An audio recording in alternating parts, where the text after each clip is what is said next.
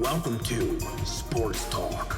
Hello and welcome. I'm Nick from Top Notch Sports, and today I'm going to be going over my 2021 tight end scouting analysis. Look, we went through a few guys here. There's not as many of these guys as wide receivers or running backs, right, where I dove into 27 to 30 guys, right, a crazy number. So this one's a much more short. This video I'm hoping is only going to be around 25 to 30 minutes max, and at the end I'll answer a few questions if you guys had any on our Instagram page. So let's hop right into it, where I'm going to go right into my 2021 tight end prospects right now.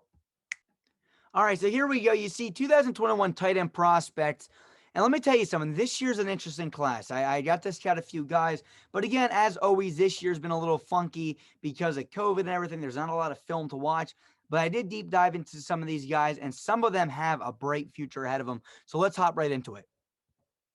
So here's my track record. Now, I only tracked the last 2 years, 2019 and 2020, because usually, to be honest with you, I really don't go deep into the tight end position.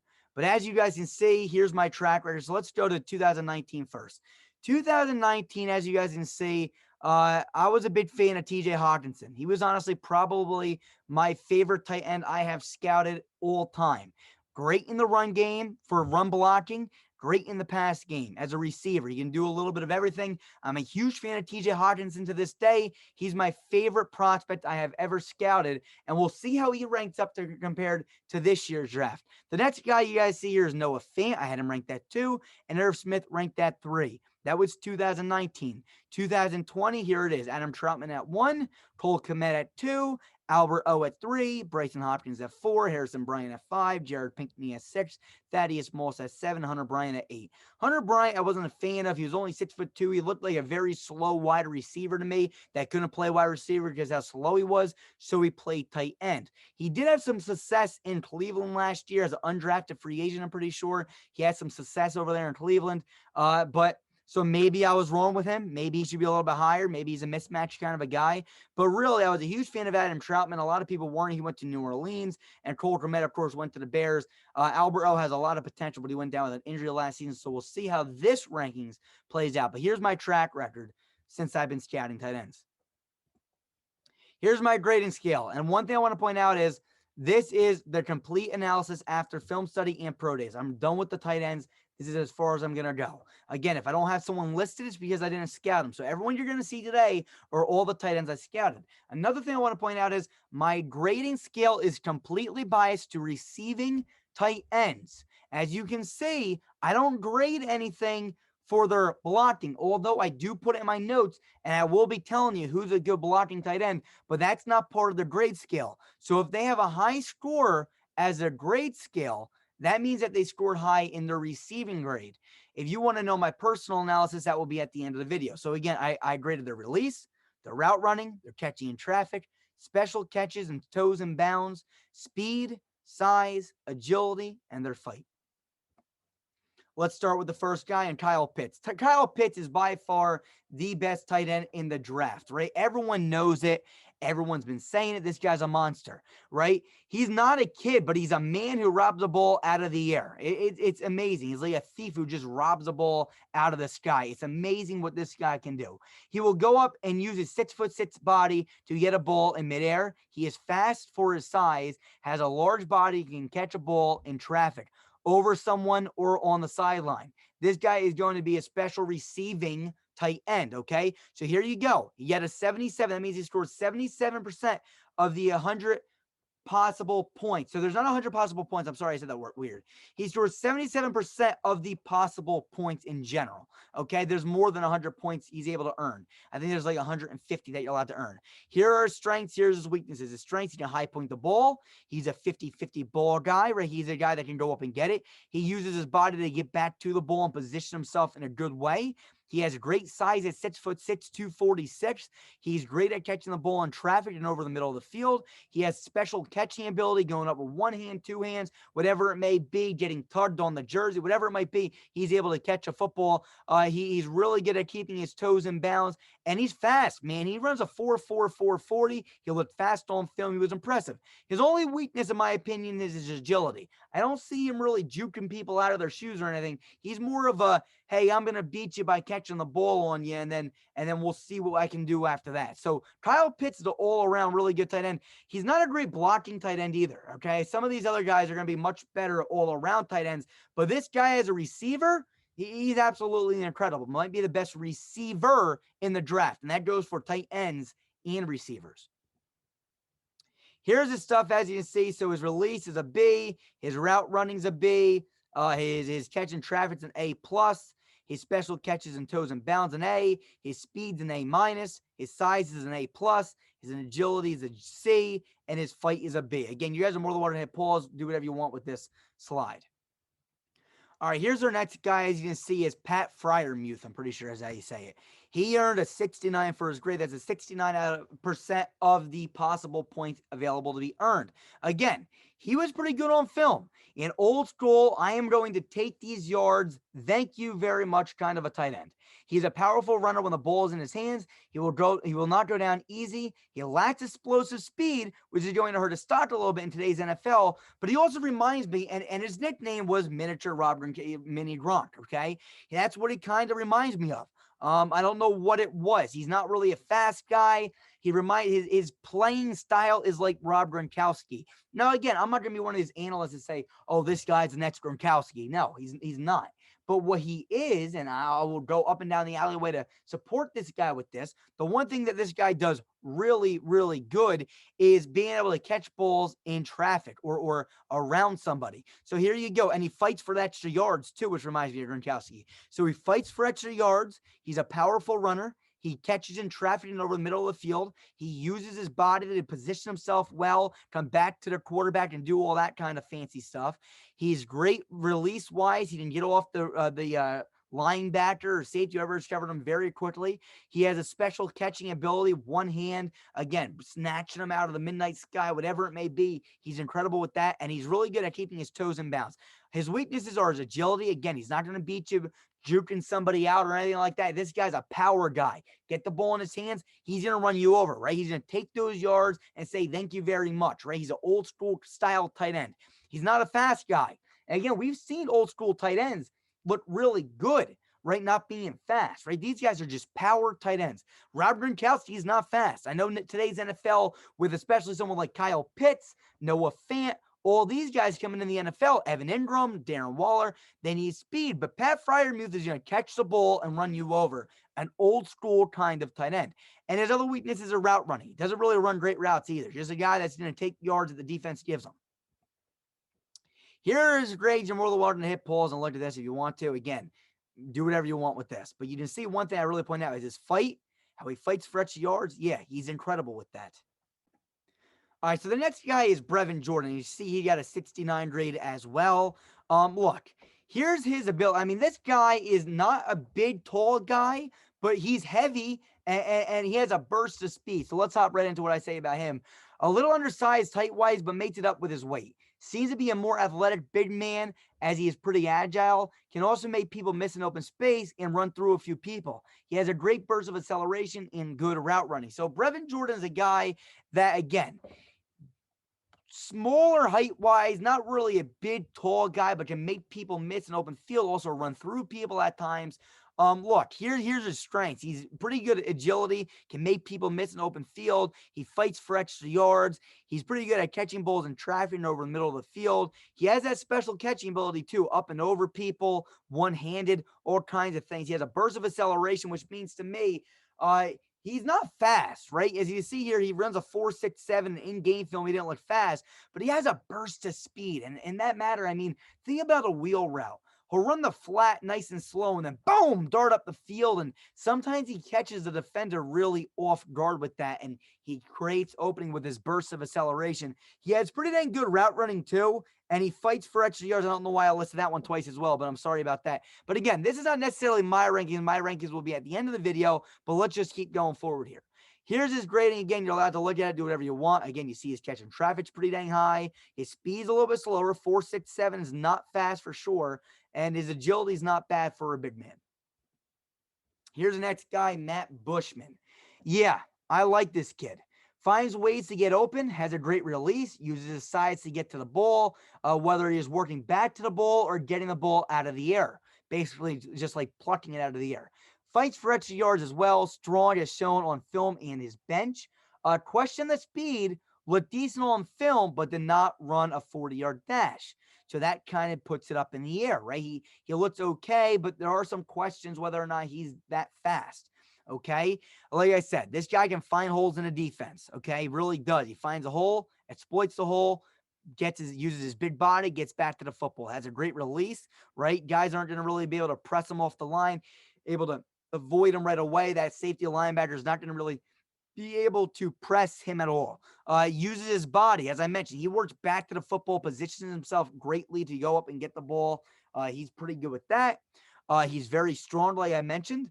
He fights for extra yards, and he's really good at catching balls in traffic. His weakness is his agility. Okay, this guy is another guy that's not going to make people miss an open space. Here you go. You're more than welcome to hit pause and look at this. And here's the next guy, Quinton Morris. Quinton Morris, an undersized, height-wise tight end, but makes up for it with his average weight. Again, this is another guy like that. Okay, he is like a slower receiver who can block very well. He played at Bowling Green, not a really highly named school, but you can see the potential. One of the best route running tight ends in this draft, and that's the truth. Okay, here you go. His strengths: great blocker, great route running. His weaknesses: his size. He's only 6'2", 243. Now, 243 is not bad, okay? But 6'2" is kind of concerning. Good blocker, great route runner. I didn't really see him go up and catch balls over people, and you see that here, right? So his catching traffic's only a B. His special catching ability and toes and bounds only a B. A lot of Bs. No Cs, which shows that he's an all-around pretty decent tight end. But he's not really special in any area either. So this guy, he'll offer a little bit of everything, but nothing really too special. Besides, I would say his route running. Here he is, Nick Eubanks. Here you go. A big guy who can run pretty fast in a straight line. He can make acrobatic catches on the sideline and catch balls over the middle of the field. I think his speed and decent route running can get him open. I heard reports he can also block decently well. And I did see him block decently well. Look, this guy is 6'4", 245, who can run decently fast. His special catching ability also is pretty good. So he's a big guy, can run fast, and he can go up and catch balls pretty acrobatically and get his toes in bounds. He can also catch balls in the middle of the field and in traffic. He has pretty good route running, and he's a decent blocker. His weaknesses, again, he's not the most agile guy in the world. And honestly, for his size, I would expect him to break more tackles and run through people. He doesn't really do that much. Here's his stuff. You're more than welcome to hit pause. Take a look at it. And here we go with the next guy, Briley Moore. Briley Moore, okay? Here's what we got. A big tight end who's pretty good at finding holes in the defense, does a nice job catching balls over the middle of the field, tough to take down as well, just not a go up and get it kind of a guy. Okay, so this is a guy that's not really a guy that's going to go up and get a ball over somebody. He's not a big tight end that's going to go up, right, like I said, and grab a 50-50 ball. He's much more of a, I'm going to find a hole in the defense, going to be that check down guy, maybe a drag route guy. I'm going to catch balls in traffic over the middle of the field, maybe with somebody by me, but I'm not going to go up and over somebody. And he's tough to take down. This guy's pretty fast when he's running in a straight line. He's not a 50-50 ball guy, like I mentioned, and doesn't really have a great special catching ability, toes and bounds, going up over somebody, not really any of that stuff. Here's the stuff you're more than welcome to hit pause. Take a look at it. Here's the next guy, Trey McKinnon. Okay, and this guy, again, I mean, we're towards the back half here. We only got 1, 2, 3, 4 guys left, and I'll break down my analysis. Trey McKinnon, big guy who's not afraid of catching balls over the middle of the field and absorbing contact. Seems decently quick on film, but did not run a 40 or attempt the bench. Doesn't use his big body to go get balls like crazy. Not a bad tight end, but not great either. Trey McKinnon is exactly what he is. A guy that will absorb contact over the middle of the field, which you really like to see. He's a big guy, 6'5", 245. Really good at catching balls in traffic with people around him, right? And he's willing to fight for extra yards. His issues is his agility, and he's not really a high pointer. Doesn't really have that special catching ability. There you go. Here's his stuff. You're more than welcome to take a look at it. And Kenny Ebell. Okay, and this guy I actually went back and watched, and I was decently impressed. He went from one of my least favorite prospects to kind of going up my board a little bit. Kenny Ebell. This guy, in my opinion, listen, I went and watched him. He was a pretty dang good blocker, and that's the truth, okay? He's pretty good at blocking. He's able to use his body as well. I mean, this guy can work back to the football. He's pretty impressive with that. Decent agility. I've seen him make people miss an open field. he's pretty talented in that aspect. Catching in traffic, right? People on him. He's able to do that as well. And he has pretty dang good route running. Look, here's the issue. He doesn't really have anything that I would consider a weakness. He has a bunch of strengths, but nothing that makes him like phenomenally well. And as you'll see here it is. Here's his grading. You don't see any A's. You don't even see really a B plus. You see the highest, you see B and a B, right? And everything else is B minus across the board, which makes him an average tight end in every category, but again, not great in anything else. Tommy Tremble. Okay, listen. Low grade. I'm going to point it out right now. One of my favorite tight ends in the draft, and you'll see in a second why. Mainly a blocker who loves to run defenders over. I fell in love with this kid as soon as I turned on the tape. He's incredible at blocking, lines up as a tight end and a fullback, can catch out of the backfield or as a tight end. He will find a team to play on mainly as a blocker, all right? But not much of film of him catching the football. But let me say this, he has potential of being a great tight end in this league. Yes, that includes catching the football. If you're willing to block and you're unselfish of a player, then you will get many opportunities to catch the football. This guy is an absolutely phenomenal blocker. He's a tough guy. He's versatile, can play fullback and tight end. He's unselfish in the fact that he's willing to lay somebody out for his running backs, and he fights for extra yards. The weakness is his lack of film, okay? And let me tell you something about this kid, Tommy Tremble, okay? Think about the George Kittles, okay? And think about these guys that come out as mainly blocking tight ends, okay? They usually turn out pretty dang good. I mean, this guy, a lot of people are comparing him to Kyle Juszczyk. That's another good guy to compare him to. But I think this guy's a true tight end that's just willing to block the living daylights, right? And George Kittle went in the 4th round, all right? And let me tell you something. When I watched him at first, I said, this guy kind of reminds me of George Kittle, a really good blocking tight end, okay? And I think that his speed is going to allow him to be a really good receiving tight end. Now, again, there might not be a lot of film or might not have a lot of stats in the receiving categories, but that doesn't mean that he can't catch the ball. If he's on the field because he's a phenomenal blocker, that's going to create opportunities for him to catch the ball, and I feel like he can catch the ball. It's not that he can't catch it. It's just that he had a lack of opportunities to go and catch the ball. Here you go. Here's his stuff. Again, I didn't see him catch a ball in traffic. I didn't see him use these special catches. But know what I did see him do? I seen him block. And again, the reason why he only gets a 56% or a 56 as his grade, yeah, I told you, my grade scale is completely biased towards receiving tight ends. But in my notes, I wrote down how good of a blocker he was. And you'll see in my personal analysis how high I got this guy graded. And last but not least, Hunter Long. The one area that goes ungraded here is this kid's ability to find an open space and be a check down option for the quarterback. He may honestly be considered the quarterback's best friend. And like I have it here, right? He's a great check down option for the quarterback. He's a quarterback's best friend, and he always finds an open hole in the defense and just sits down and waits for the quarterback to find him. And he's pretty good at catching balls in traffic, meaning with a defender on him, right? Underneath a little curl route, a hitch route, something like that, a flat. He's able to do that. His weaknesses are his agility, his speed, his route running, and his release. Here's his stuff. You're more than welcome to look at it if you want to. And here we go. All right, so here's my 2021 tight end rankings according to my grade scale. Again, this is the order that you just saw them be in. So this is nothing special. This is exactly what you just saw moments ago. Again, this is the order. So it's Kyle Pitts, fryermuth, Jordan, Bushman, Morris, Eubanks, Moore, McKinnon, Ebell, Tremble, Long. All right, so here we go. So you see the 2021 draft compared to 2019 and 2020 rankings via personal analysis. This is what I personally believe the rankings should be over the last 3 years if you were to put all the people on a platter and say who's the best prospect. I still think TJ Hawkinson would be considered my best prospect considering he has the blocking and receiving capabilities. Now, Kyle Pitts is a great receiver, but again, in my opinion, he's not as good of a blocker as Hawkinson is. I honestly think Hawkinson was a better all-around tight end than Kyle Pitts. Number 3 would be Noah Fant. Number 4 would be Pat Fryermuth. Number 5 would be Adam Troutman. Number 6 would be Cole Kmet. Number 7 would be Tommy Tremble. Number 8 would be Irv Smith. Number 9 would be Albert O. And number 10 would be Nick Eubanks. Last but not least, my actual final rankings for this year's tight ends. This is my personal rankings in my personal analysis, okay? So this is no grade scale. This is what I truly believe. And when you look at this, okay, Kyle Pitts 1, Pat Fryermuth 2, Tommy Tremble 3, Brevin Jordan 4, Nick Eubanks 5, Matt Bushman 6, Kenny Yebo 7, Quinton Morris 8, Briley Moore 9, Trey McKitty 10, and Hunter Lorne 11. Guys, I'm a huge fan of this kid, Tommy Tremble. I'm a huge fan of course, Kyle Pitts and Pat Fryermuth.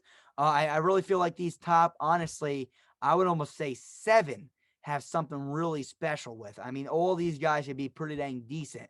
But if I had to say my favorite guys, there's just something special about this guy, Tommy Tremble. There really is. I mean, he's that guy that could be a sleeper that turns out to be the best tight end in this draft all around wise. Kyle Pitts by far the best receiving tight end, but Tommy Tremble is pretty damn talented.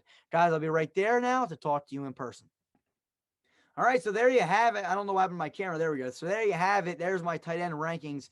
Look, all in all, I'm pretty happy with the way it turned out. I think that we'll see how it works out in the future. Again, I'm not this big tight end specialist. I never claimed to be, but I've had a pretty clean record with TJ Hawkinson. I was such in love with TJ Hawkinson. I think the guy's a stud.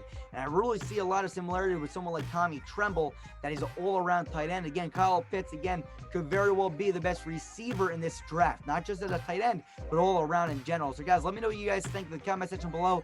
Again, you guys didn't ask me any questions about these guys, but I'll be sure to and be happy to answer your questions in the comment section below this video. Again, I'll put a little tiny timestamp too, so you can click on what guy you want to see in the comment section below as soon as this video is out, and probably by tomorrow, April 22nd. So let's see you guys soon. Peace. We are built better. Offensive lineman videos coming out soon. So we'll see you guys soon. Peace. We are built better.